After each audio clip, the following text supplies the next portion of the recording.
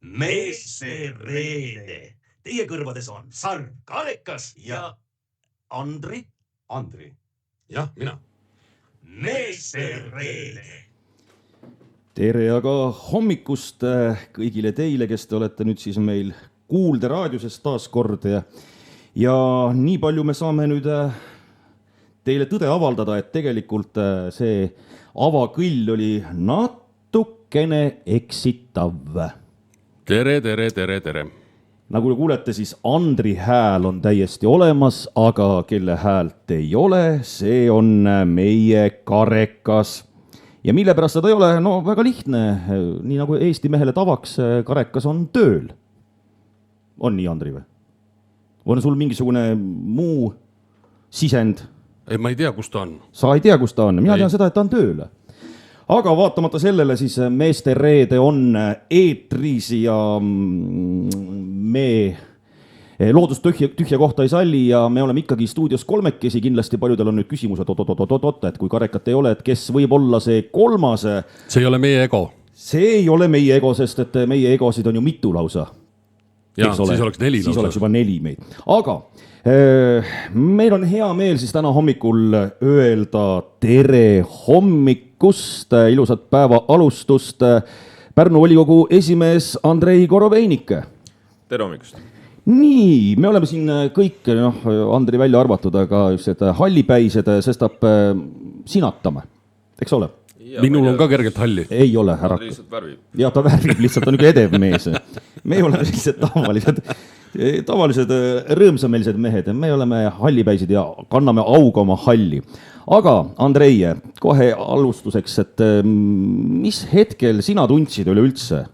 Äkki sul tuleb meelde selle tunne, et sa soovid poliitikas nii-öelda aktiivselt kaasa rääkida ja oli ka sul mingisugune motivatsioonipakikene selle jaoks, nagu, et see otsus teha, et minna poliitikasse? Ma arvan, see oli päris ammu ja mul olid mõtted, mida saaks teistmoodi teha. Siis ma rääkisin poliitikudega ja poliitikudega on nii, et nad alati arvavad, et nemad on kõige targemad. Andri teab nagu Reformierakonna staažiga liikmena, et keegi nagu tegelikult ei ole huvitatud tema arvamusest. Ja kui sa poliitikas sees oled, siis on hoopis teine lugu.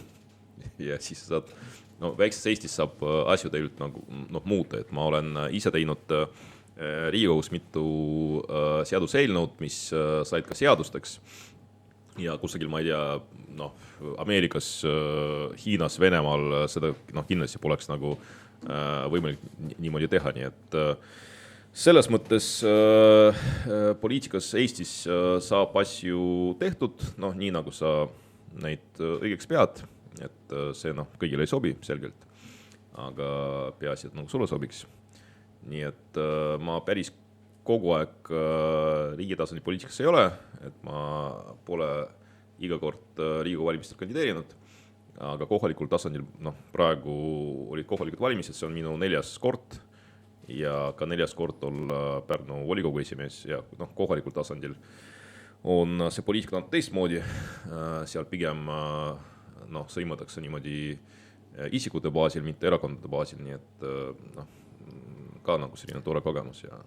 No ja kui ikka pidevalt sõimatakse ja öeldakse halvasti ja hoitakse rusikat taskust niimoodi nähtavalt, et mis sind üldse motiveerib veel edasi nii-öelda selles poliitika karussellis keerlemas? Minu jaoks on ainuke motivatsioon on see, et mul on nimekiri asjadest, mida ma tahan teha.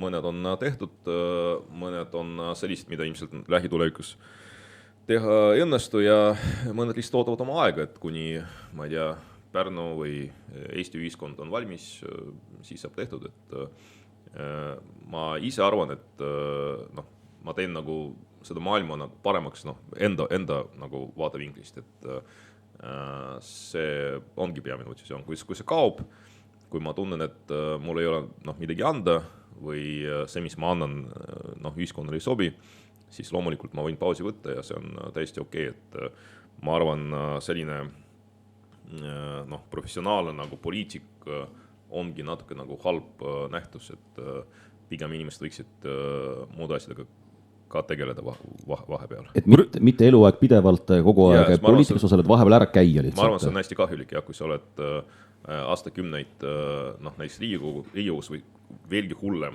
kusagil omavalitsus juhina, siis see kindlasti ei ole hea. Kui me vaatame Pärnut näiteks, ma arvan, et siin see praegune vahetus oli igal juhul väga mõistlik ja isegi vahet pole, mis seal siin uute tegijatega juhtub, peaasi, et nagu vanad tegijad on ära läinud, et ma arvan, et see linnale on ülipositiivne.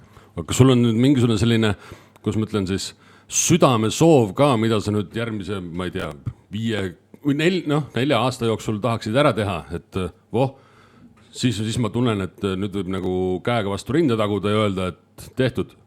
Ja, aga need asjad, mis ma olen teinud, nad ei ole selles mõttes selleks, et ma ei tea, mingit medalit saada, et siin viimastes asjadest näiteks, praegu Kesk on Riigikogus opositsioonis, eelmine kord me olime koalitsioonis ja siis tegin näiteks vaktsiinikahjustuste fondi, mis oli mul kirjas, ma pakun aastast 2010 ja siis ühiskond väga nagu absoluutselt ei olnud seda meelt, et võiks nagu sellist asja teha, et kui last vaktsineeritakse ja tekib mingisugune tervisemure, siis täna maksaks selle eest raha välja.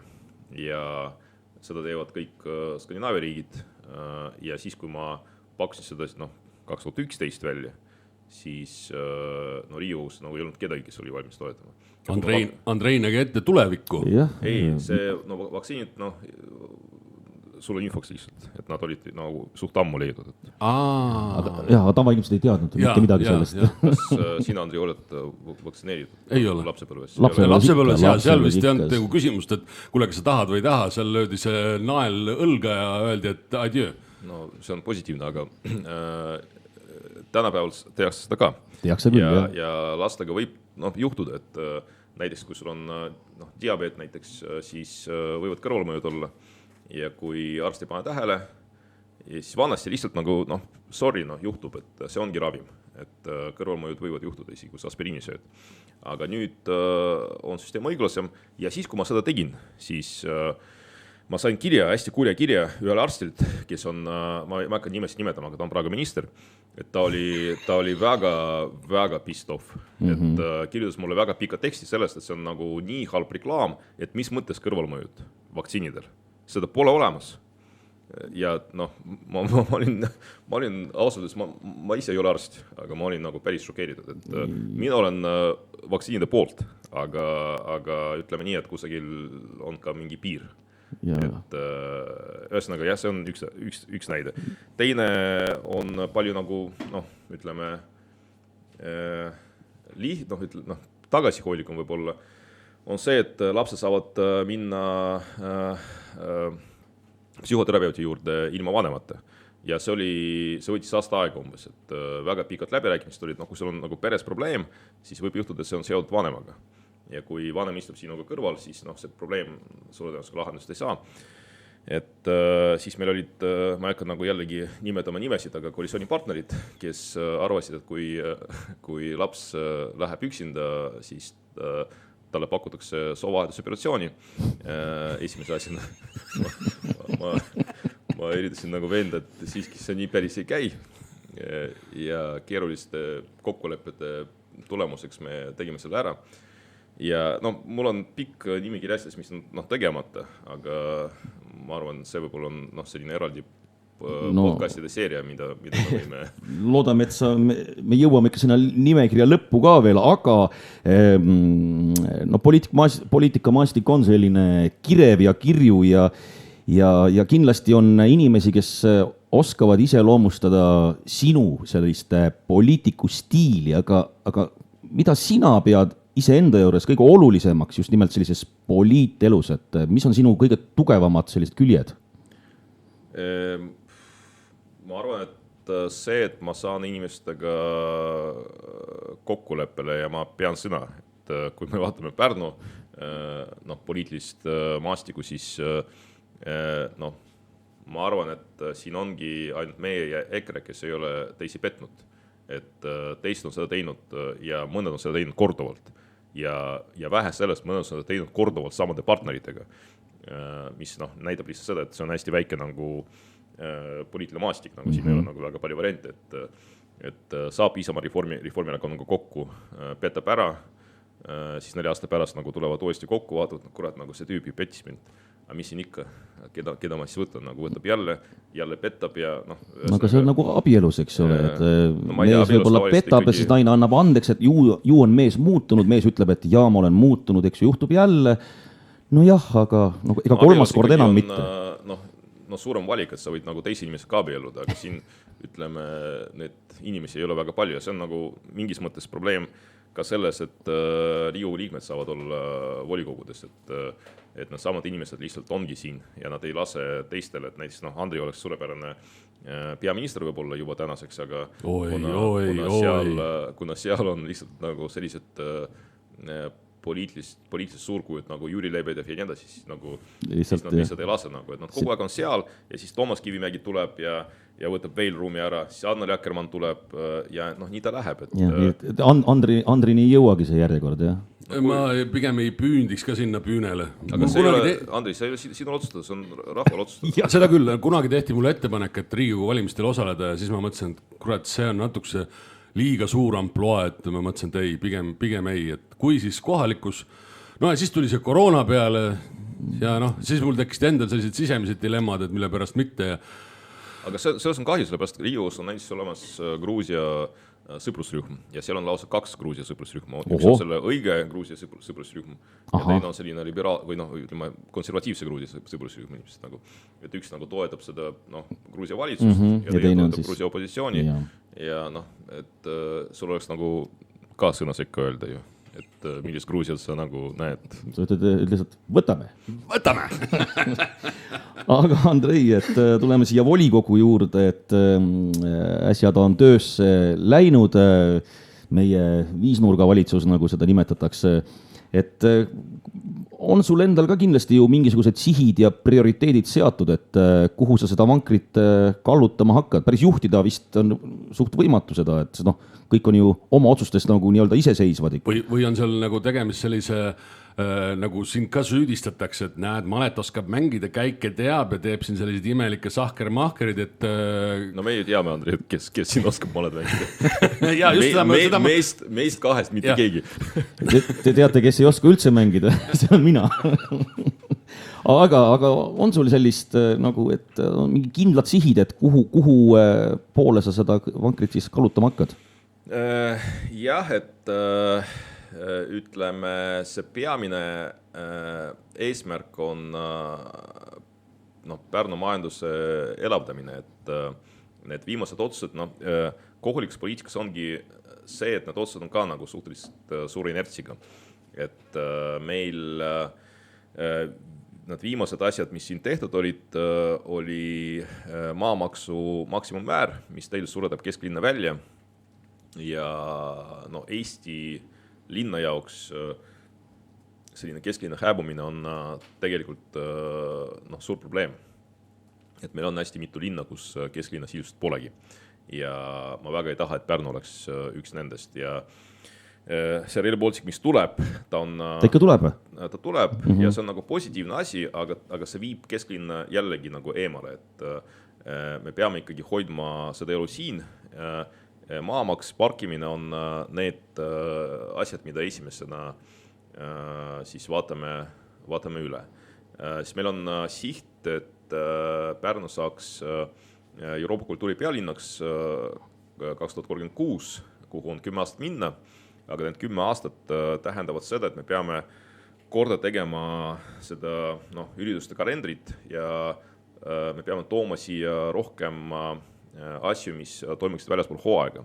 Sellepärast, et suvel on pigem okei, kui ka suvel on tegelikult tõsised väljakutsed, et meil on riigis selline korralik kokkuhoiupoliitika teadussektorites, nagu näiteks kultuuris. Ja võib juhtuda, et need traditsioonilised suured asjad, mis meil toimuvad, nagu näiteks muusikafestival, et ta ei pruugi saada lihtsalt riigilt enam toetust sellises mahus. Ja kui sellised üritused lahkuvad Pärnust, siis sellest oleks nagu väga suur löök meile. Et me ürituste osas kindlasti vaatame seda tervikpilti ja üritame tuua siia ka spordiüritust näiteks, mis toimuksid mitte ainult suvel.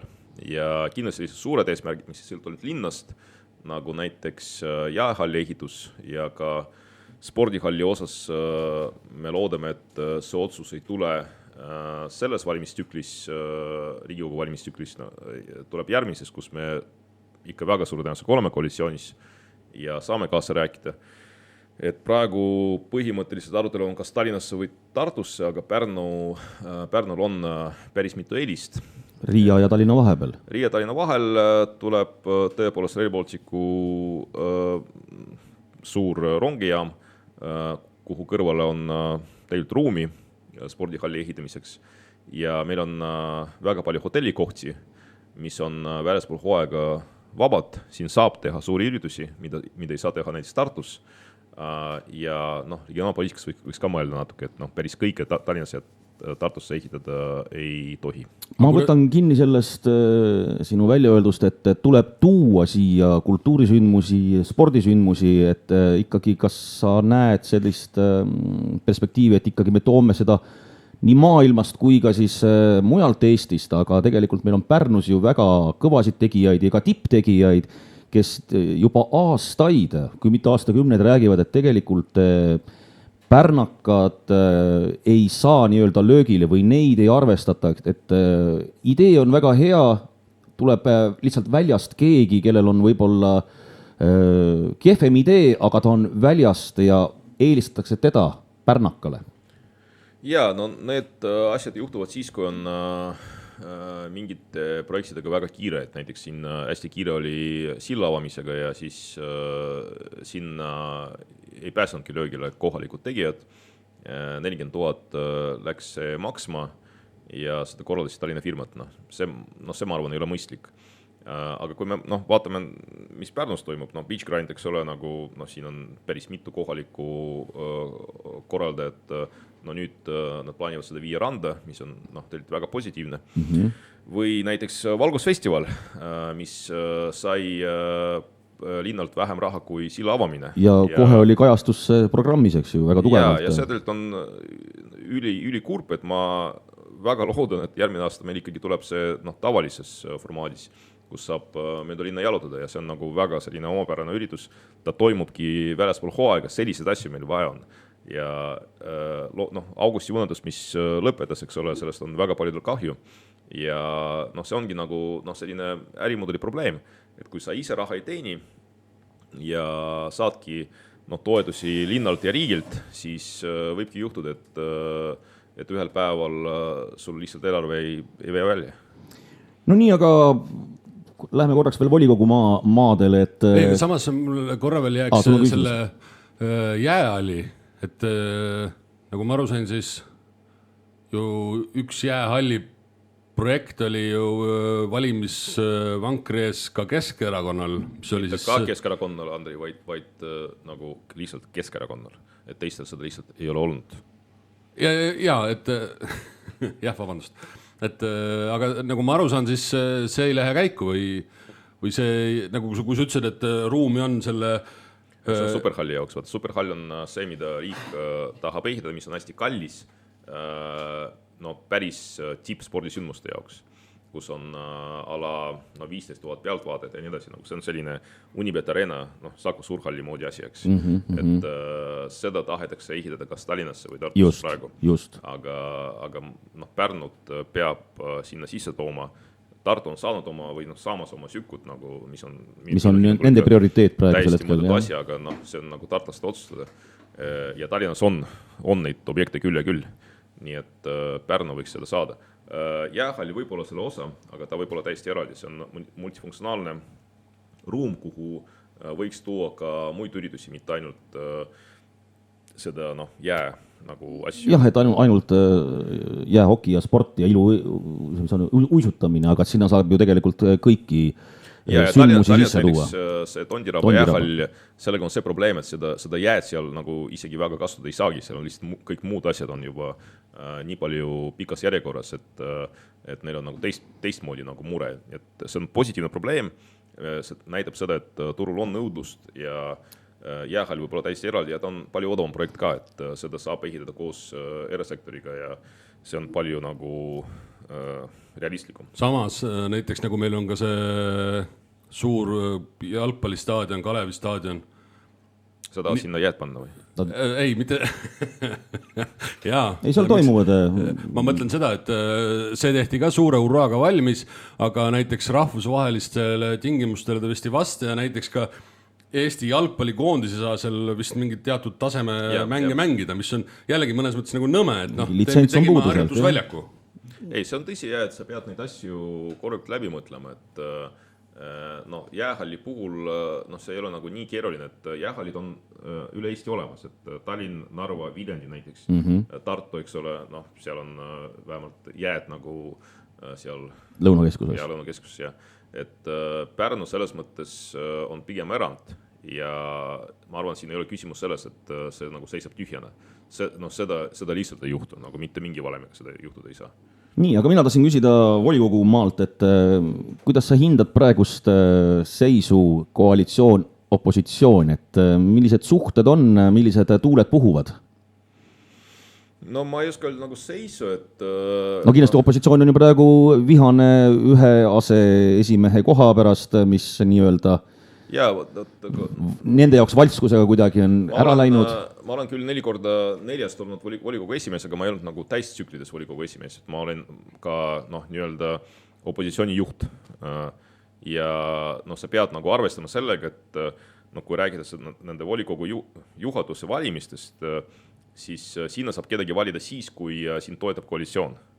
Et volikogu aseesimehe valimiseks on vaja 20 häält 39, opositsioonil koalitsioonil matemaatiliselt seda on ja opositsioonil ei ole. Keegi ei ole küsinud minu käest mitte midagi. Lihtsalt nagu, ma ei oska öelda,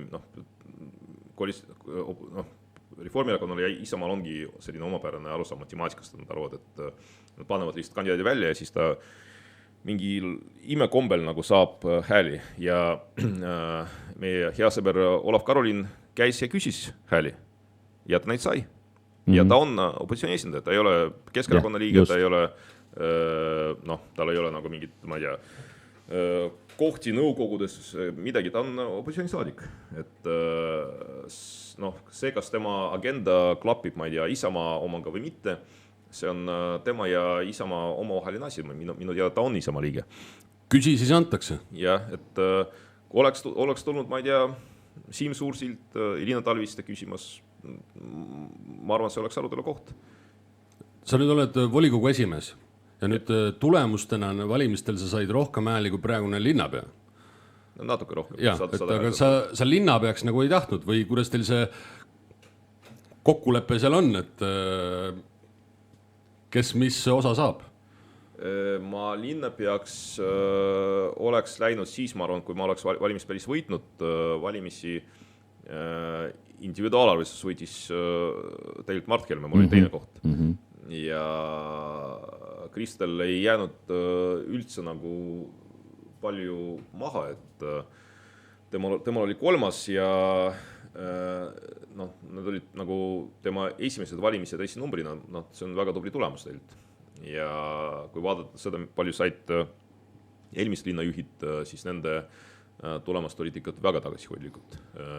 Linnapea volikogu esimees alla 1000 hääle, ma ei mäleta, mitte ma ei mäleta, võib-olla kunagi 90-ndal oli selline olukord, aga viimastel aastatel, viimased 16 aastat sellisest kindlasti pole olnud, kus nii karm hinnang antakse. Jah, rahvas rääkis, et või on rääkinud, et ma olen jah seda meeld, et populaarne poliitika võiks olla linnapea, pigem nii mitte keegi seal mingi tagatoa kandidaat kusagilt mujalt tuuakse nagu Tallinnas kohale, nagu Tallinnas ja et ütleme, Reinsalu oleks ikkagi väärikas linnapea, ma arvan. Aga tal olid teised plaanid ja see, et Pärnus linnapeaks sai poliitik, kes sai 3. tulemuse, ma arvan, see on Pärnule teilt väga hea. Nii, aga meil on käes jõuluaeg ja kaua oodatud ta on, ehk isegi mingisugused pinged vähemalt aasta lõpus korraks hetkeks lõdvenevad, et uuel aastal uue hooga pihta hakata. Aga milline on volikogu esimehe jõuluaeg? Mida sa teed ja on sul ka soove jõuluvanale? kiri on saadetud. Ma ei tea, kui hea laps ma olin nagu see aasta muidugi, et ma ei julge nagu. No rahvas on ju sind ikkagi valinud ja hääletusele andnud, tähendab, et midagi oled sa hästi teinud ju.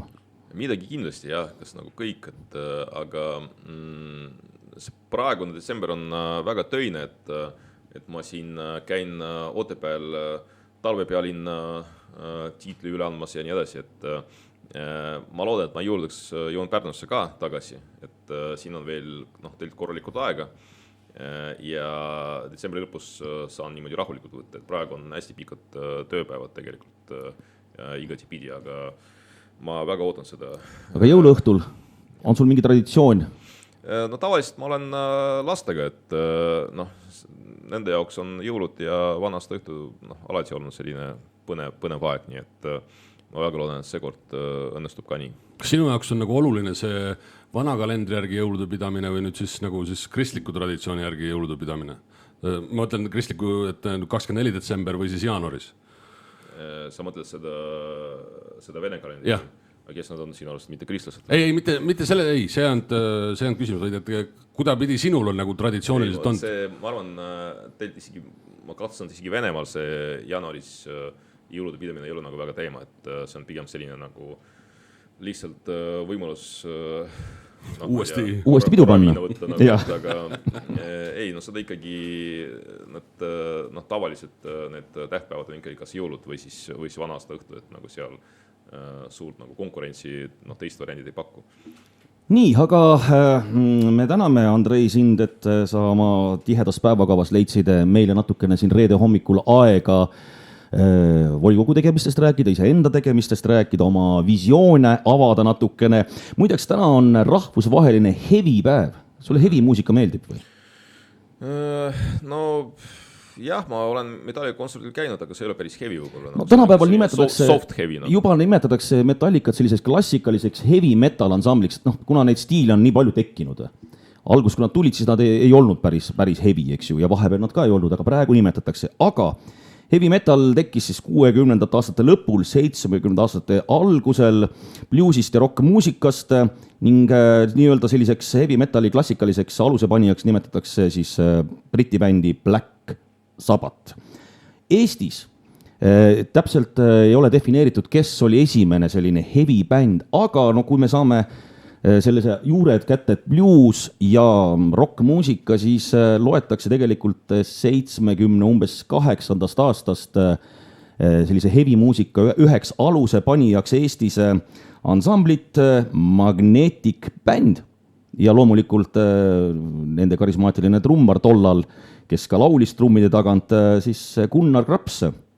Ja meie päevalauluks ongi siis tänu sellele, et meil on rahvusvaheline hevi päev täna, siis Magnetic Band, Gunnar Graps ja Onu Volli lugu. Aitäh, Andrei, ja naudime nüüd päeva laulu.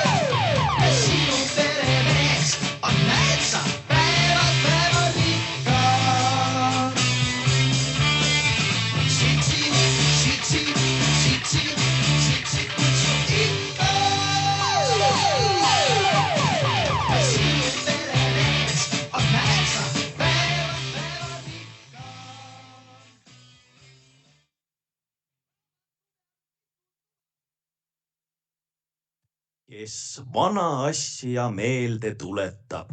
Kes vana asja meelde tuletab? Aga kes vana asja meelde tuletab? Kes meil vana asja meelde tuletab, kui mitte Sarv ja Andrei. Andrei on meil lahkunud oma tööde tegemiste juurde ja meie saame siis väärindada tänast päeva siis erinevate sündmustega, taas teile võib-olla meelde ka tuletada, et mis on oluline ja mis on võib-olla vähem oluline. 12 ehk siis reede Gregoriuse kalendri 346 päev ja minul selline kuupäev 12 siis detsember aastast 1939 ja toimus siis Tolvajärvi lahing.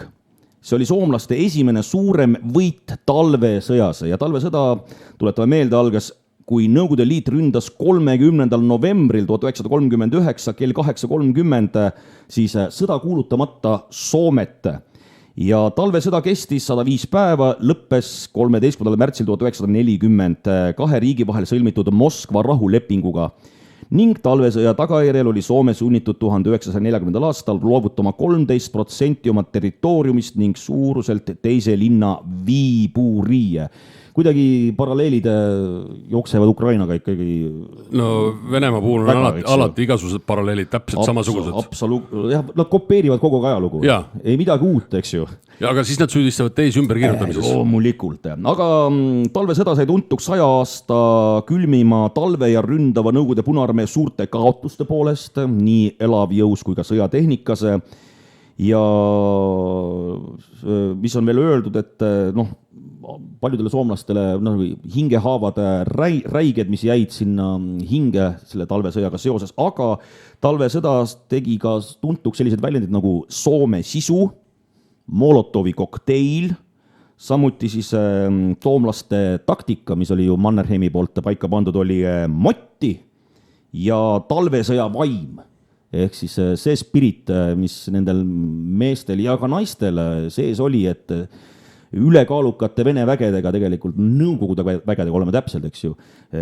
Käputäis soomlasi võitles ja mida aeg edasi, seda edukamalt. Et kui võtta, et põhimõtteliselt vähem kui kuu aega läks aega esimese nii-öelda võiduka lahinguni, mis täna oli, eks ju, seal Tolvajärvi lahingus, et soomlased suutsid ennast väga hästi kokku võtta ja väga kiiresti mobiliseerida ennast. No Eesti vabadussõjas oli ju samamoodi, et meil ju alguses tuldi ühelt poolt, teiselt poolt. Käidi üle, edasi-tagasi, rulliti. Aga mis tulemus oli? Tartu rahuga me lükkasime oma piirid ikka väga kaugele. No täpselt.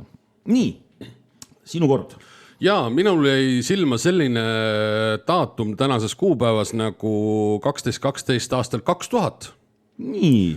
See siis oli Bushi ja Gore'i USA presidendi valimiste selline kulminatsioon, kus ülemkohus otsustas, et Bush on võitnud, et rohkem hääli üle ei hakata lugema, kuna lihtsalt liiga vähe aega on selle jaoks. Et seal sisuliselt oli siis sedasi, et ühe osariigi Florida tulemustest jäi sõltuma kogu tulemus. Ja vahe Florida häältes oli vaid mõnisada häält, ametlikult 537 Bushi kasuks. Kui nüüd mõtelda kogu USA valimisringkonda, siis see 537 selle juures on ikka üüratult väike number. Ja seal olid igasugused segased sedelid ja bla bla bla bla bla. Ja siis lõpuks siis Florida ülemkohus käskis teatud sedelid käsitsi üle lugeda. See aga ei meeldinud Bushile ja Bush ütles, et mis asja, ei hakkame siin midagi käsitsi üle lugema ja pöördus USA ülemkohtu poole, väites, et see ümberlugemine on põhiseadusega vastuolus. Ehk siis mitte lihtsalt, et mulle ei meeldi ja ma kardan, et Al Gore võidab, aga ei, põhiseadusega vastuolus. Põhiseadus on aluseks.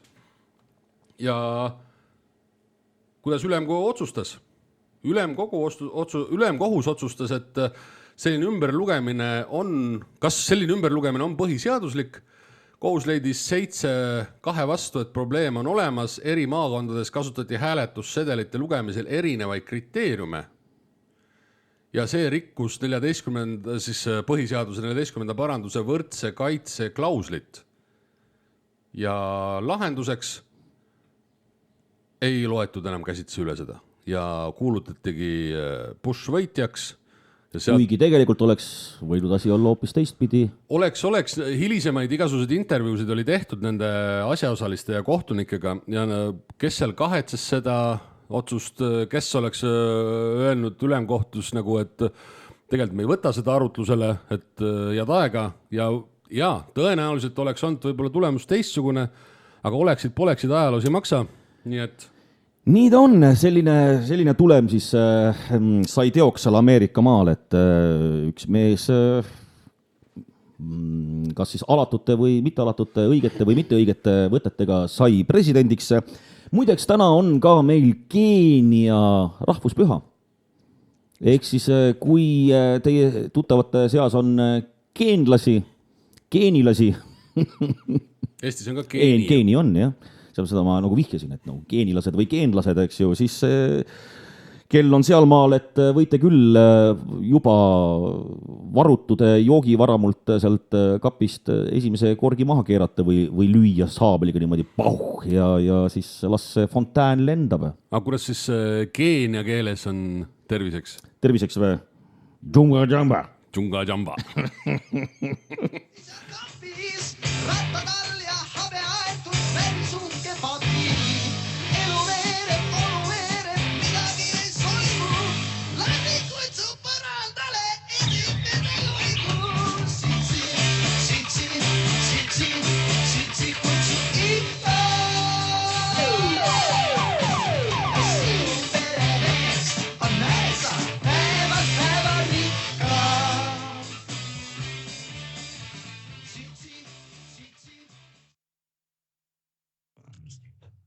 Tühi kõht on.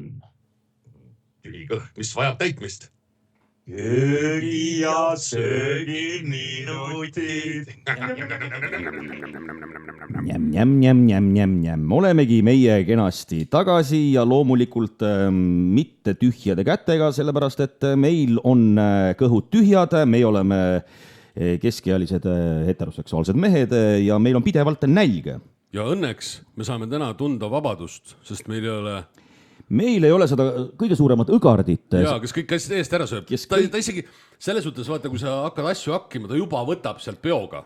No mis asja, ta ei malda ju seda ära oodata, et me kas näiteks lihatüki ära praeme või keedame, ta paneb seda toorelt lihtsalt. Selline tõsine maamees. Alfa, noh. Aga õnneks beta ja eta on praegu köögiminutites ja me saame rahulikult nüüd hakata süüa tegema. Kuulete, meil juba siin need samused klõbisevad, sellepärast et Andri on juhtohjad haaranud köögis, mis on ju täiesti normaalne, sellepärast et me oleme jätkuvalt Gruusia restoranis Kolheti ja kuna Andri on peremees, siis ta võib köögis käia täpselt seal, kus ta tahab. Õige. Nii, aga täna, mida me teeme? Täna me teeme loomulikult Gruusia toitu ja kõlab see Džakobuli. Ehk siis Džakobuli.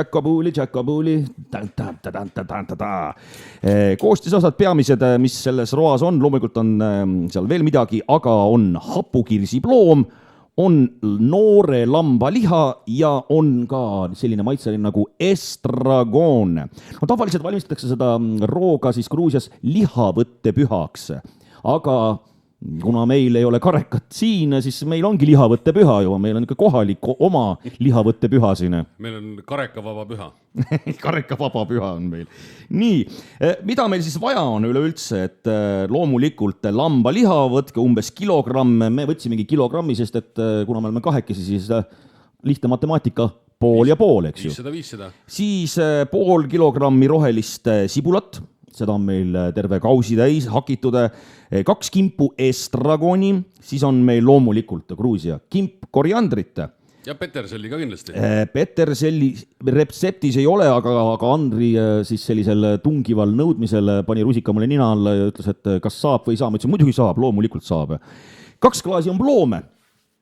Siis on meil 2 klaasi kuiva veini, valget, no kuna see imelik on seda poolt veini alles jätta. Me loomulikult maitsesime, kas see vein ka nagu hea on. Et tal korgi maitset ei oleks. Jah, et ikkagi terve pudel tuleb ära tarvitada, et valge vein hingates ei muutu paremaks. Ei muutu. Meil on siin küüslaugu küüni, siin öeldi paar, me panime 4. Soola, teravat pipart, siis on selline vahva maitseali nagu smeli zuneli. On. Täiesti selline olemas. Kus me selle võtsime? Riiuli pealt.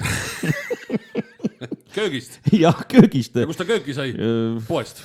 Jah, et ma kaldun kahtlustama, et paljudel inimestel kodudes ei ole sellist. Ja seda on saada näiteks Kaupmehes, Maximas. Ma nüüd jään selle vastuse võlgu, kas teda näiteks ka promos on seal Niidu tänaval. No igatahes Maxima Kaupmees ja promo, nüüd väikene reklaamiarve ka teile. Kaupmehele ka. Kaupmehele ka, ja muidugi, et need saadame välja kohe pärast meie saate lõppu. Saadetud. Saadetud, tehtud juba. Tänapäeva internet on võrratu. Ja mida meil siis vaja teha on? Liha on kenasti juba portsjoniteks lõigatud. Lõikasime siis sellised mõnusad tükid. Noh, et ei kaoks hambaauku ära, aga samas, et mahuks ikkagi suust sisse. No jah, selles suhtes, et me ei tee ju hakkliha. Ei, kus me seda. Siis see on kenasti kastrulis meil, sinna panime siis hakitud sibulat, ürte, küüslaup, kui see on peeneks hakitud ja mis on kõige tähtsam, kogu see nali tuleb seal potis nüüd jagada 2 osaks. Miks? Nimelt see sibul, küüslauk, ürte, kõigepealt 1 osa paneme lihale, lisame ka pooled ploomid ja veini. Ja nüüd, kui tugeva tule peal on mõnda aega keedetud seda 1 osa, siis me lisame 2 osa ploomidest, sibulast ja ürtidest ning sulgeme kaane. Ja siis tuleb hautada seda rooga veel 15 minutit. Meil on see 15 minutit veel ees. Meil on kogu see eelne protsess, kuna me tulime hommikul kella 8 siia juba, hakkasime ette valmistama. Teie kuulsite ju oma kõrvades meid kella 9. Meil on põhimõtteliselt on roog valmis, aga just nimelt see viimane, see viimistlus, või nii nagu ütleb see sokkidega mees, et see peenhäälestus.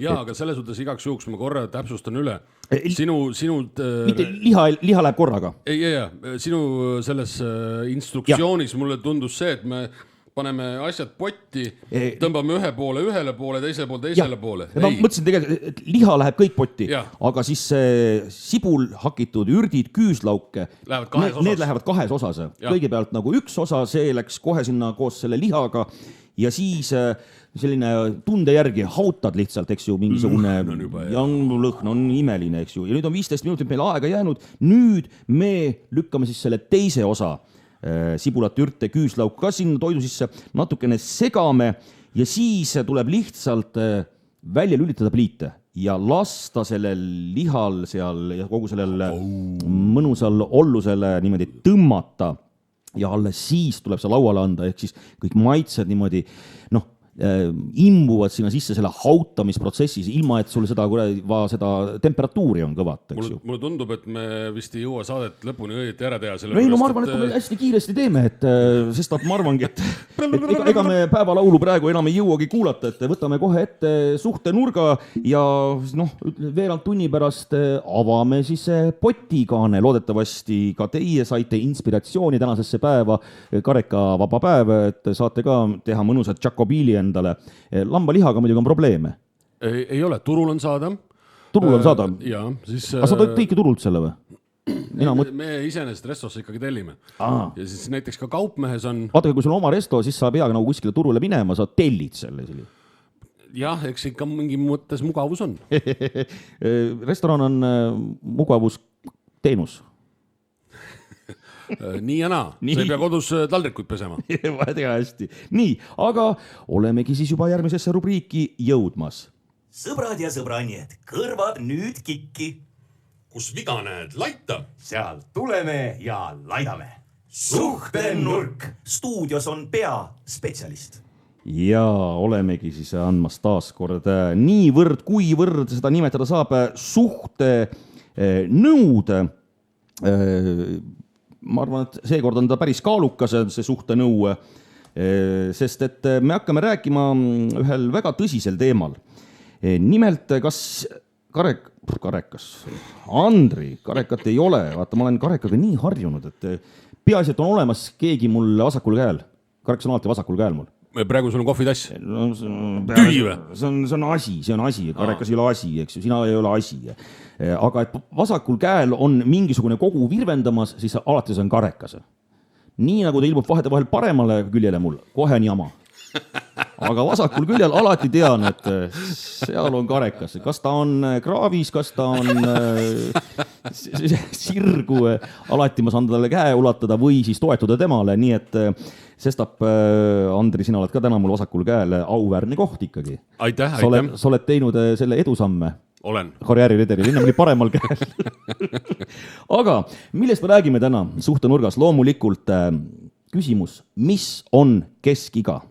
Kas meie, Andri, kas meie oleme keskealised heteroseksuaalsed mehed? Kas keskiga tähendab ka mandumist? Vot selles suhtes, nagu ma võiks julgelt öelda, et ma olen noorem kui sina. Seda küll. Aga kas oled samuti keskealine? Vist tehniliselt võib vist öelda, et jaa. Ma saan niimoodi sellise sisendi tuua, et president T.H. Ilves on aastal 2012 ehk siis 13 aastat tagasi sõnanud, et maailma tehnoloogia ja meditsiini areng muudab põlvkondade vahelisi piire ning nihutab ka keskea mõiste vanusevahemikku 35–70 eluaastat. See on ikka tohutu ajaline selline skaala ju, keskiga. Selles eas inimene on oma vaimsete võimete ja oskuste tipus. Enne seda tuleb noorelt esmalt omandada võimalikult hea haridus ja tööoskused ning luua pere. No 35–70. Samas Eesti keskmine eluiga on circa seal kuskil 75 aastat või umbes seal. Naistel on seal pea 80, meestel midagi 68 vist või. Kui hakata niimoodi mõtlema, siis praegu seisuga ei jõuaks Eesti mees oma keskea lõpuni kelada. Ehk siis sureb enne keskea lõppu maha, eks ju. Ja vanaduse põlve siis väga vähesed selle keskmise statistika järgi suudavad nautida. Samas on siis ka andnud sellise sisendi erinevad maailmaorganisatsiooni. Collins Dictionary pakub keskeaks vanust 40–60. Oxford English Dictionary 45–60 ja tuntud sotsiaalteadlane Erik Erikson aastaid 40–65. Ameerika rahvaloenduse statistikas on keskeaks toodud lausa välja 2 kategooriat. On noorem keskiga 35–44 ja on vanem keskiga 44–54. No mina olen see vanema keskea esindaja. No ma arvan, et meie puhul on nüüd see, et võtta ühtepidi või teistpidi keskeas me oleme. Öeldakse, et keskeaks loetakse enamasti inimese elutsükli 3. veerandikku. No kurat, kus ma oskan teada, mitmes veerandik mul käimas on. Korvpallis on lihtne. Jah. On ju. On sul see 10 minutit esimene, 10 minutit teine on teine veerand, ehk siis tuleb poolaeg, siis tuleb 30. Ja siin me jõuamegi, et tegemist on tagantjärgi tarkusega. No, ehk siis, Aga õnneks on meil spetsialistid, kes on meile andnud ette mõõdiku, kuidas keskiga mõõta. Ja me saame selle nüüd läbi teha ja selgitada välja, kas me oleme siis keskeas juba või oleme juba vanaduse põlve jõudnud. Nii, sul on nüüd küsimustik seal või? Jaa. No nii. Nii. Töö on aina harvem lõbu ja lõbuhea sagedamine raske töö. Ei ole päris nii veel. Lõbu on nüüd juba üha enam raskem töö või? Jah. Ehk siis seal vist peetakse silmas pidutsemist. Jah. Tegelikult ütleks, et on küll, et ei taha enam pidutseda. Mina ikka vahel tahan. Ei, see, et sa tahad, see on üks asi. Aga vaata, kui kaua sellest taastumine võtab aega. Ei, asi pole selles taastumises. Milles siis? Naises. Naine ei luba. Mul on, ütleme niimoodi, ma ei ole... ei kirjuta päris alla. Sina maad ikkagi punkti siia. Väljend 2 korda öö jooksul seostub sulle vetsus käimisega.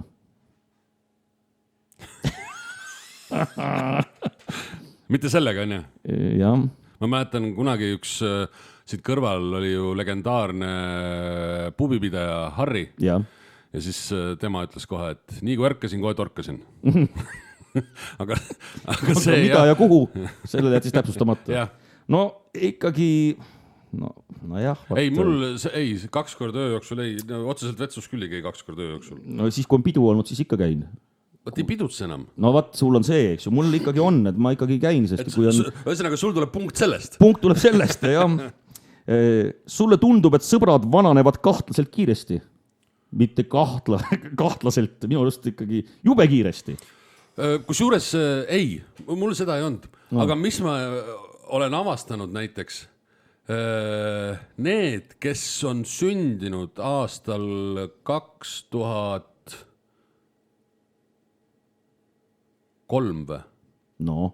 Ei, vabandust, 2000, mis ta nüüd siis on? 2008. Jäämegi ootama siia. 2008. No, mis? Need on 18 aastased. 2008? Jah. On või? Jah. On ju? Jah. Oota, kurat, 18 mul praegu on matemaatika. Saavad 18 aastasteks. Jah. Praegu 17 veel. Jah.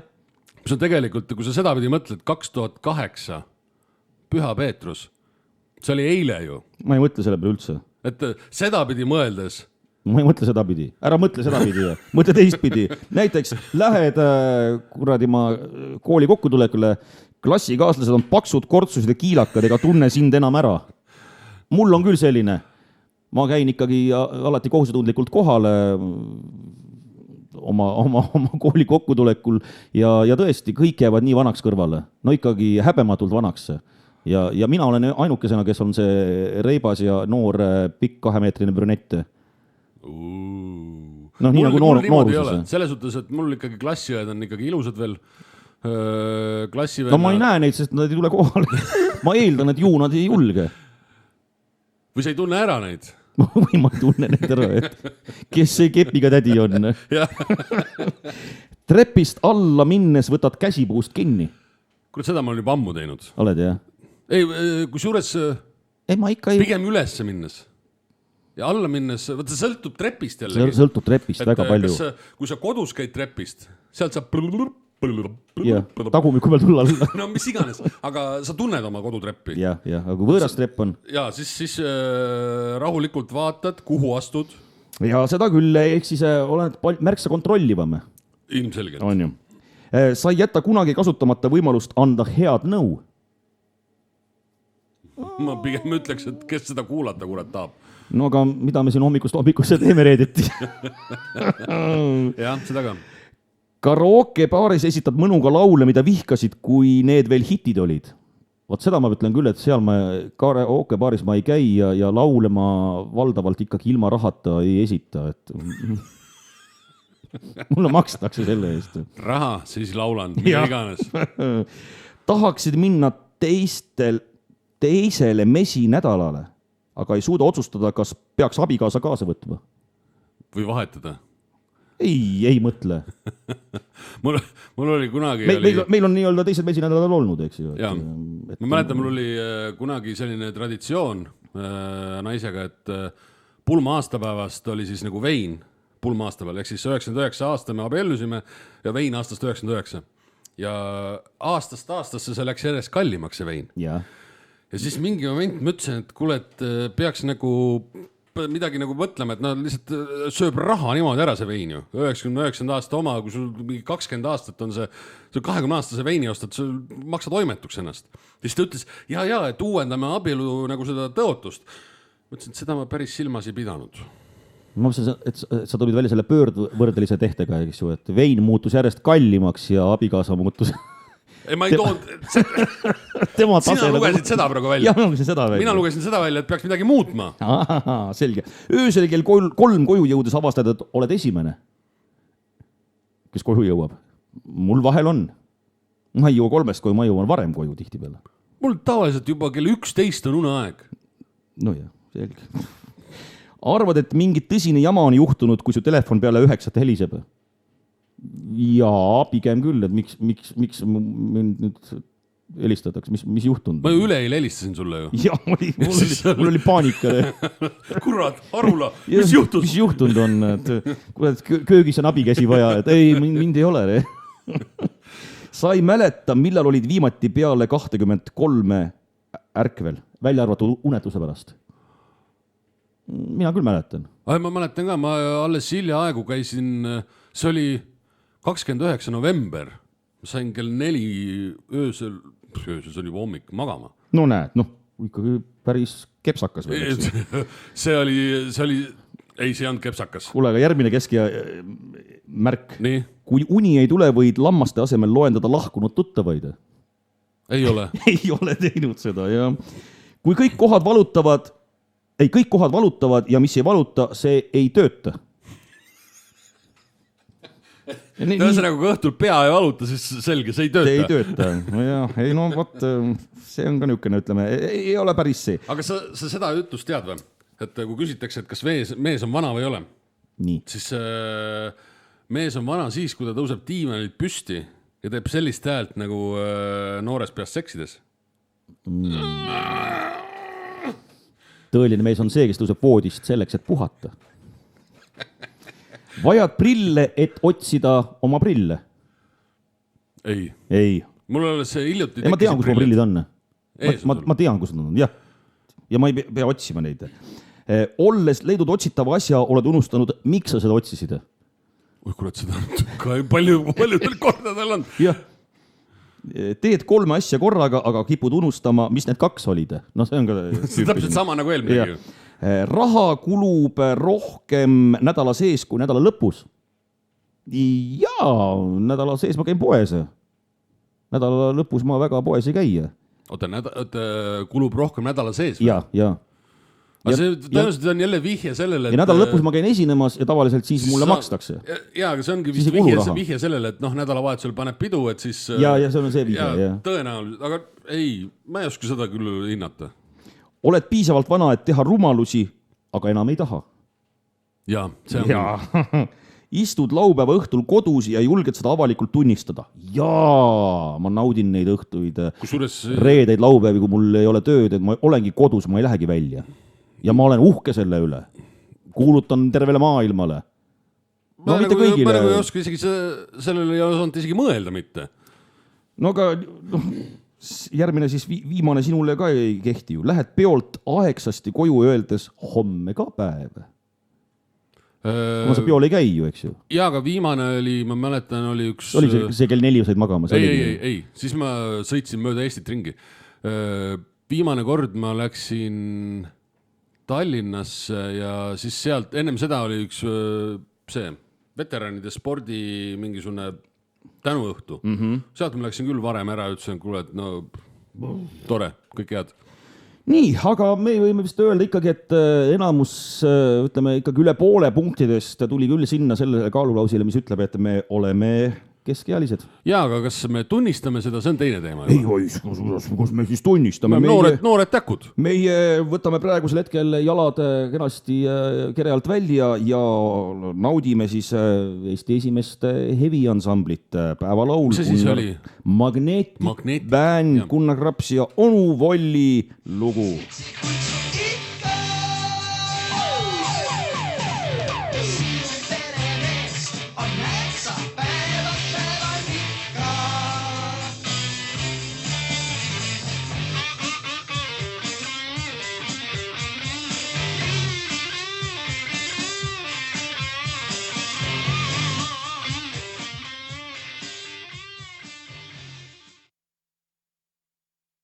Te seda teate, et kui Jumal jagas mõistust, oli sportlane... No, kus ta oli siis? Kus ta oli?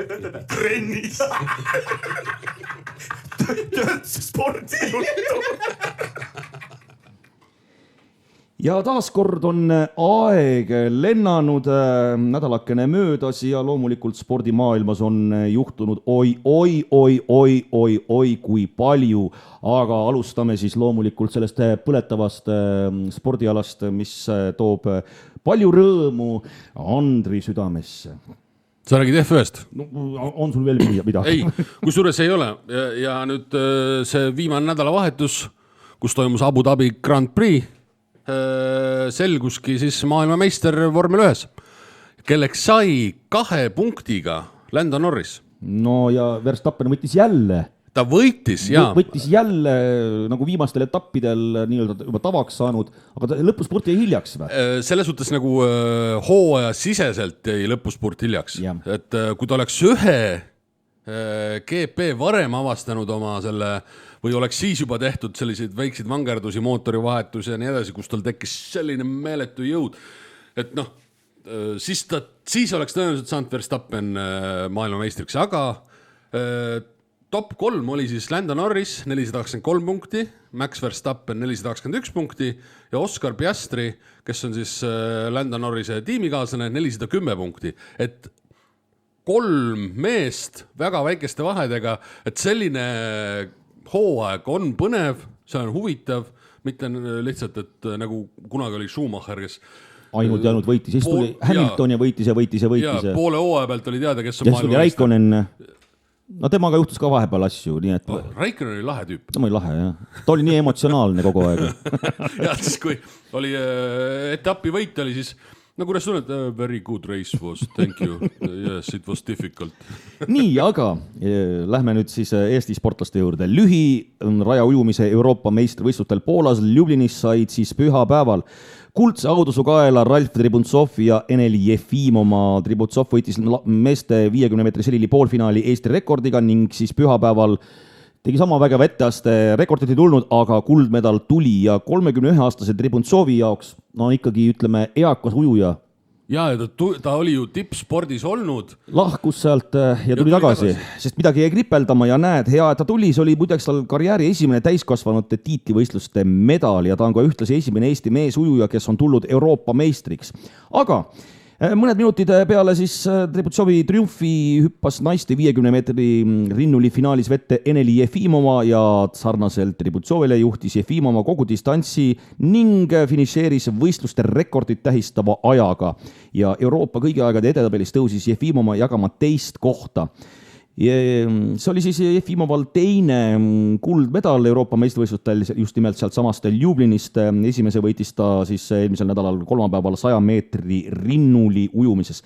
Gregor Tsirk, kes samuti vahepeal loobus ujumisest, tuli tagasi ja ütles, et tundis ennast nii-öelda lõpus juba päris ujujana, sest alguses läks nagu aega selle basseini veega ja üldse võistluspingega harjumine, aga meeste 200 meetri libliku ujumise finaalis jäi ta esimesena medalita, ehk siis nagu on legendaarne Kaido Kaaberma öelnud, et 4. koht, see on see kõige sitem koht.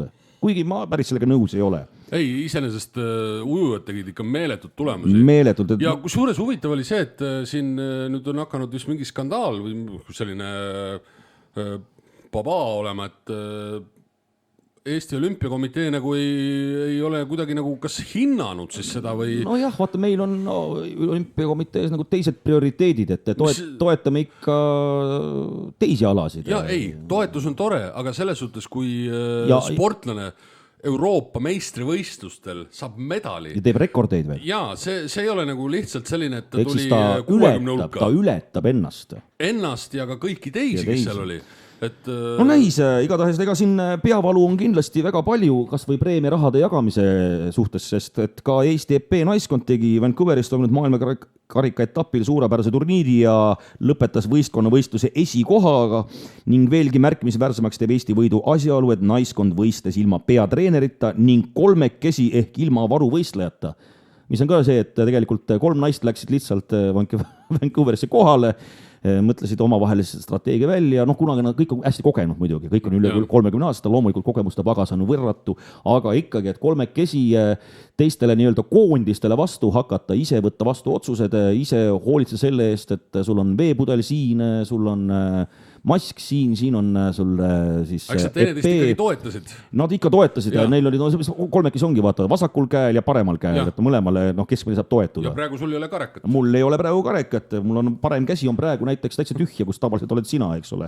Jaa. Aga Tartu Big Bang võõrustas siis siin paar päeva tagasi CEV Challenge Cupi raames Saksamaa klubi Herschringi ning teenis avakohtumises 3-1 võidu. Ja väidetavalt siis väga vahva mäng oli, ma ise ei jõudnud seda vaadata.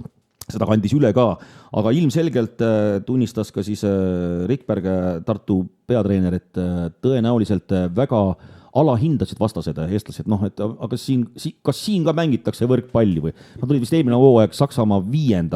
Et väga tugev sats. Aga järgmine kohtumine on siis 8. jaanuaril Münchenis. Aga vahepeal siin saavad toimuma ju 21. minu mäletamist mööda detsembril veel ka siis meil karikafinaalid, kus Tartu Big Bang ei saa veel jõulupuhkusele minna, peab Pärnuga siis käed kokku panema seal üle võrgu ja loodetavasti meie siin loodame, et Pärnu ikkagi surub ära selle Tartu lõpuks ometi. Ja alanud nädal või nädalavahetus siis tegelikult homsest, tänasest juba, tänasest alates on siis Olchviltsenis toimumas laskesuusatamise maailma karika etapi järjekordne ja oma selle hooaja esimesed etteasted teeb Johanna Talihärm, kes vahepeal oli siin tervisega kimpus ja ta pidigi alustama hiljem, aga meil oli võistkonnas ka üks Grete Kaim, kes sai nendel kõigil distantsidel ülekaalukalt kogu aeg viimased kohad ja siis ta otsustati nüüd Johannaga välja vahetada. Aga ülejäänud naiskonna moodustavad Regina Ernits, Susan Külm ja Tuuli Tomingas, meeste stardivad Rene Tsahkna, Kristo Siimer, Jakob Kulbin ja Markos Kehva. Ja mida oodata? Jakob Kulbin on selle taseme ette pannud, et 12. koht, eks ju. Võiks öelda, et lagi on käes. Kas just lagi, aga selles, kui see Kulbin oleks nagu ka kiiremini suusatanud.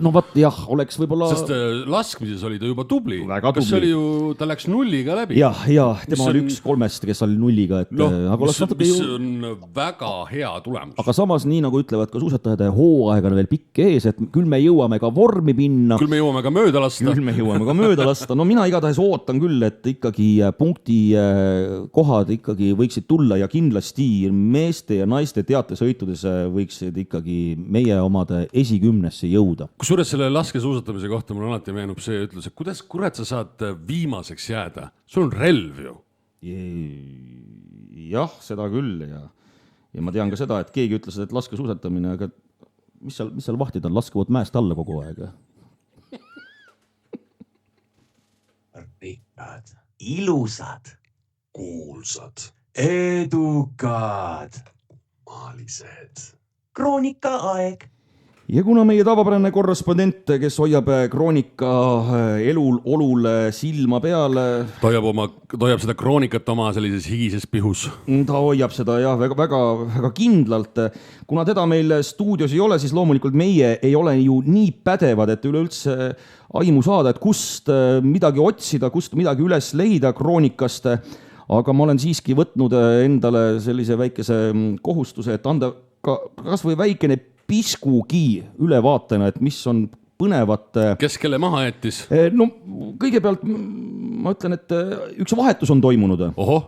Nimelt meil Miss Universum Eesti sai uue tiitli omaniku.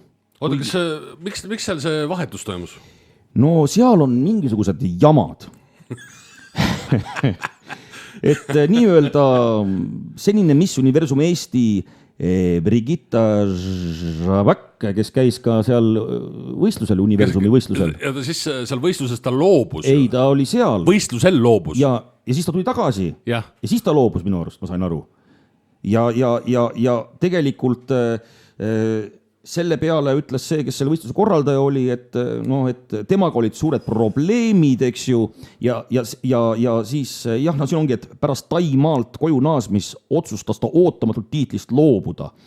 Aga muidugi Brigitta ise ütleb ju, et tegelikult olid korraldaja poolt, olid mingisugused suured tegemata jätmised, möödalaskmised, korraldamatus ja mis kõik muu, aga loodus tühja kohta ei salli, nii et nüüd on siis uus tiitlikandja, ehkki mis tal selle tiitliga peale hakata on, eks ju, võistlused on toimunud, Universumi võistlused on toimunud.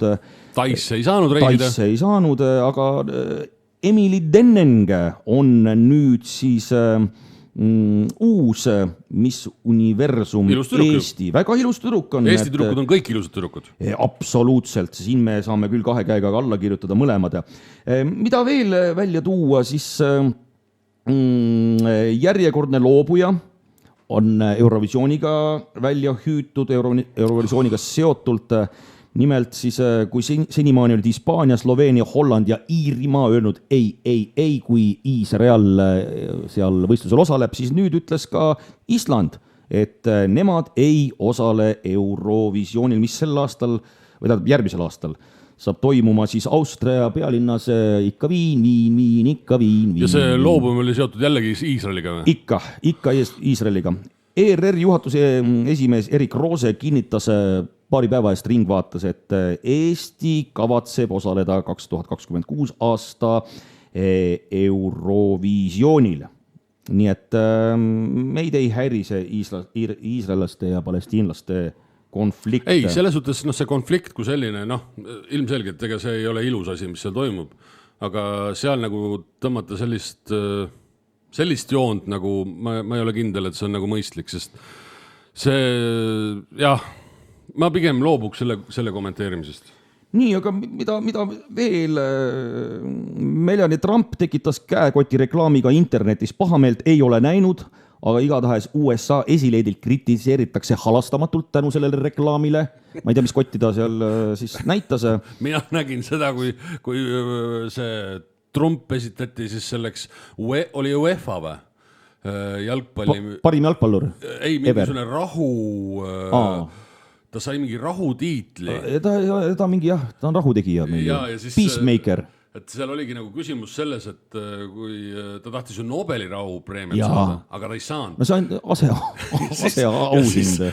Jalgpalli mingisugune föderatsioon otsustas, et davai, Trump on tore mees, teeme talle eraldi tiitli ja anname talle medali, mille ta ise endale kaela riputas. See oli nagu... Kes see julgeb temale lähemale minna, eks ju, nii vägev mees. 58-aastane näitlejanna on aga ennast tuuninud ja uue välimuse endale siis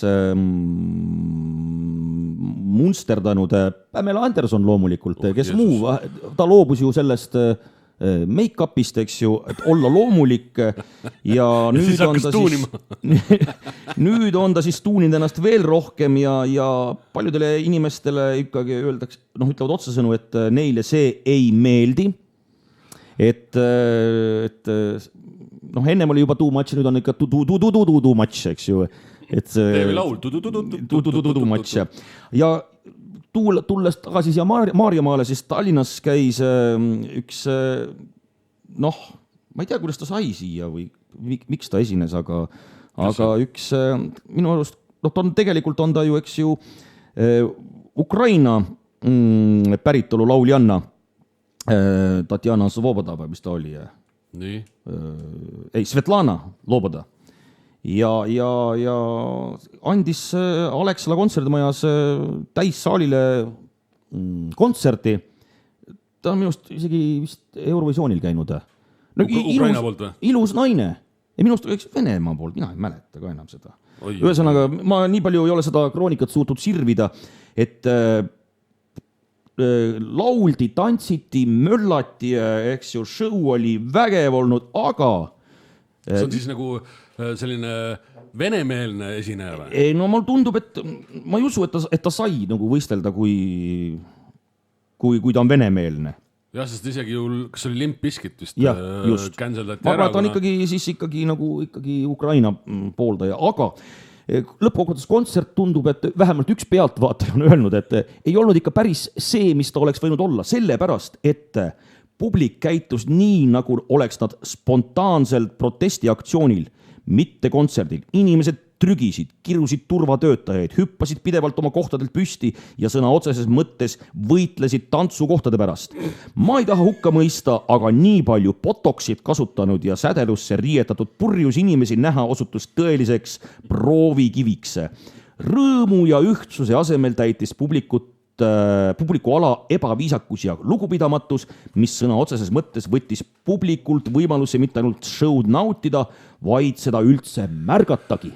Kusjuures ei tahaks küll nagu selliseid üldistusi teha, aga siis tundub, et ikkagi väga suur osakaal oli slaavi sellisel nagu publikul. Kindlasti, siin ei saa olla seda, et ma ei tea küll mitte ühtegi tuttavat, kes oleks käinud selle kontserdil. Just ma esimest korda kuulen sellest. Nii, kuulge, aga kell ongi meil seal maal, et tegelikult kroonika saame sulgeda, loodetavasti uuel nädalal, järgmisel nädalal reedel saab toimuma meie selle aasta viimane meeste reedes tulevad pühad, siis tuleb see aastavahetus ja siis juba tõenäoliselt 2.